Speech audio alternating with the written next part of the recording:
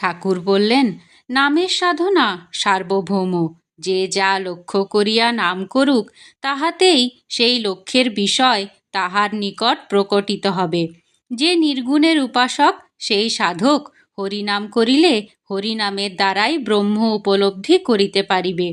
যে ভাবের উপাসক, সেই সাধক হরিনাম করিলে শ্যামসুন্দর নটবর রূপেই তাহাকে পাইবে। নামের সাধনা শ্রেষ্ঠ সাধনা।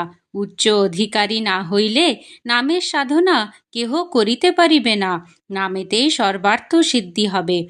নামেতে সর্বার্থ তো সিদ্ধি হবেই, অধিকন্তু আরেকটি বিষয় লাভ হবে, যা অন্য কোনো সাধনায় মিলিবে না। সেই বিষয় হইতেছে প্রেম। একমাত্র নামের সাধনা ব্যতীত প্রেম ভক্তি লাভের অন্য পথ নাই। আর কিছু করিবার প্রয়োজন নাই, কেবল নাম করো।